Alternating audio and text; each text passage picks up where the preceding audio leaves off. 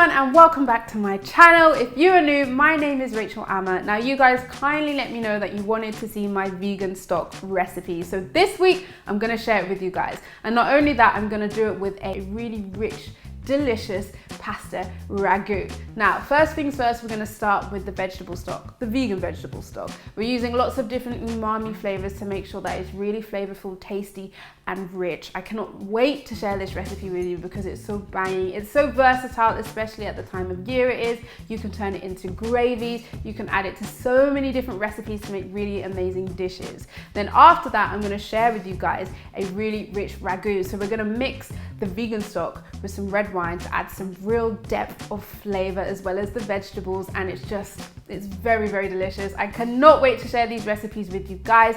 Don't forget to give this video a thumbs up if you're excited for the recipes this week, and subscribe to my channel because I am here every week, every Sunday with new recipes to share with you guys. So let us get into these delicious two recipes. So to start off with our vegan stock recipe, I'm starting off with some vegetables. We're gonna slowly roast them in the oven, cut them nice and fine, get some caramelization on the edges, and it's gonna add some extra flavor rather than just boiling. But if you are short on time, you can of course throw these all in one pot and boil it to make it, but I really love roasting it first. I just feel like it adds that little extra depth of flavor, and that's what I'm all about. So let us go.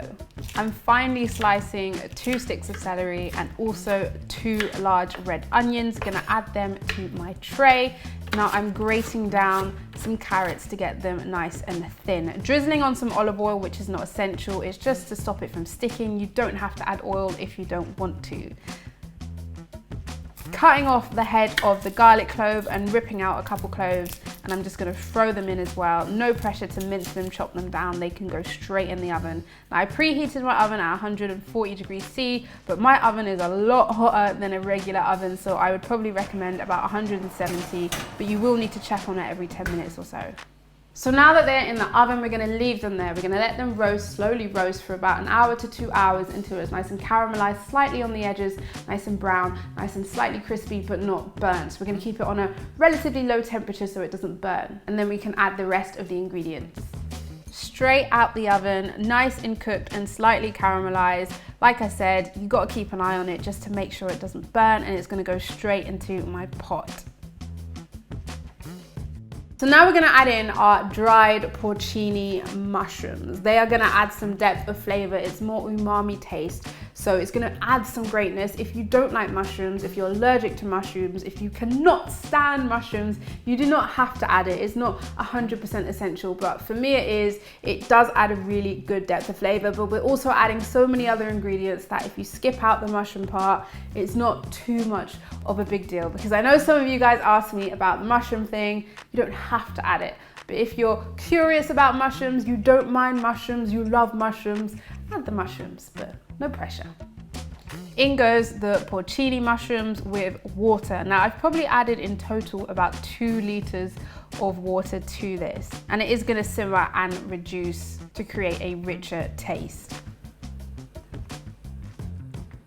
For some more flavor and acidity, I'm adding in tomato puree. I'm also going in with some miso paste. If you don't have soy, you can actually get chickpea miso paste. There are options out there. I'm also adding in some vegan Worcester sauce. I said it right, guys, yes. And I'm also adding in some tamari, and you can sub that for coconut aminos, just a little bit. Now I'm adding in some Vegemite. I have never liked Marmite, so if you are like me, trust me, it works in gravies. It really helps, and it doesn't taste like Marmite, if that makes any sense. Adding in a bit more water.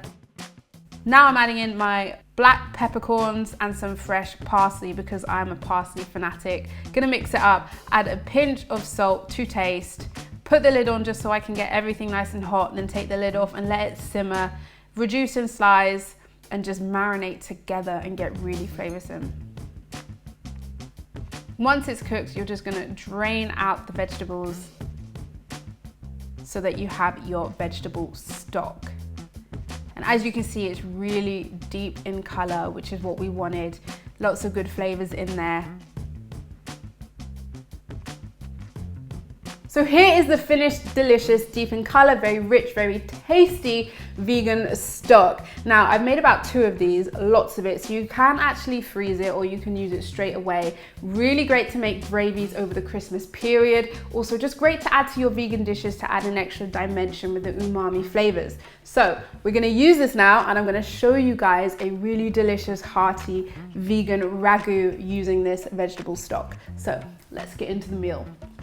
So for our ragu, I'm gonna finely chop this red onion, get it nice and small into small pieces, finely chop my carrots, and finely chop 1 stick of celery. So first I'm gonna really sweat out the red onions, saute them for a good 5 to 10 minutes till they're nice and brown and soft. Then I'm gonna add in 4 cloves of garlic, adding my celery, and I'm adding my carrots. And I'm just gonna cook this, mix this around until the carrots are nice and soft. Now for a bit of seasoning, I've got dried parsley and dry basil, as well as salt and pepper to taste. 2 fresh bay leaves, mix it all together, let this really cook down and marinate together. Fresh thyme from the garden, tomato puree, and you just want the onions and celery to get nice and soft. Once they have, you're going in with the red wine. Now you just want to bring the heat up and simmer this until it completely pretty much reduces in size so that you can burn off the alcohol and you can't taste the alcohol. To go with the ragu, I'm going to use aubergines, so I'm going to cut these down and I really want to chop these into really small cube sizes. Now that the red wine has reduced, I'm gonna add in all of the aubergines, aka eggplant if you're in America. Give it a good mix, combine it all, get the flavors all over that aubergine / eggplant. Now I'm gonna go in with some mushrooms. These are shiitake mushrooms. I'm just gonna roughly chop them, add them in. Again, if you're not a mushroom fan, you don't have to add mushrooms. This was just, I like mushrooms, so I'm adding some mushrooms. Mix it all together. And you can already tell that there's going to be a lot of flavor in this and a deep rich color, which is what we're after.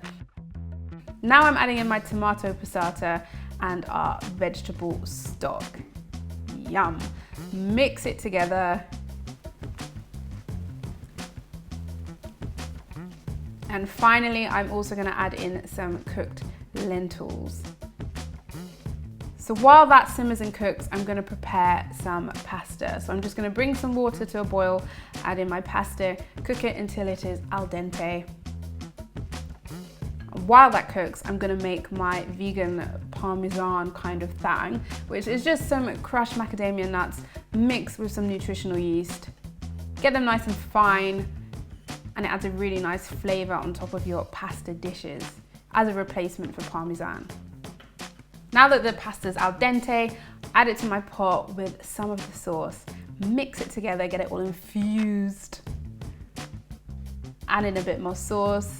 How amazing is the color? Serve it to a plate. Sprinkle on the macadamia nuts and the nutritional yeast. Drizzle some extra virgin olive oil, a really high quality one. Then crack on some black pepper, season with a bit of parsley, and this is your final vegan ragu.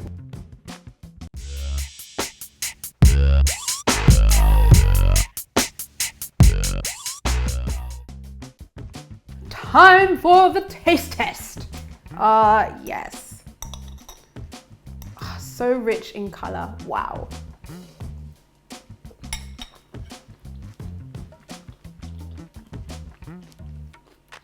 Oh, my taste buds are singing. Ah, yes.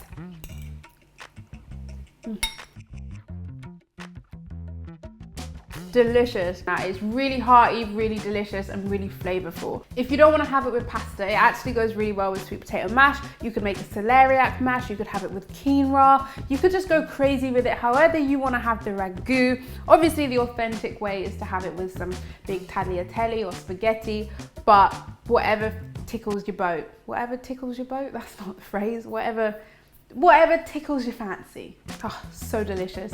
I really hope you guys enjoyed these recipes. I love them. If you do remake them, please let me know on Instagram. Tag me, let me know, because I love seeing you guys' creations. Please give this video a thumbs up if you also did like the recipes, and subscribe to my channel because I am here every Sunday with new videos to share with you guys. So, thank you so much for watching. It was World Vegan Day the other day, which is amazing. The growth in veganism, the growth in plant-based eating in general is just skyrocketing. And the Metro did a really cool piece on me, which I'll link down below if anyone wants to read it. You don't have to, but if you want to read it, it's really cool. So, happy World Vegan Day for the other day, and more World Vegan Days to come. And I hope you guys enjoy your day, your weekend, your everything. And I will see you all next week. Bye. Baby, when you leave, I not go leave. Oh. Girl, I wanna stay here with you.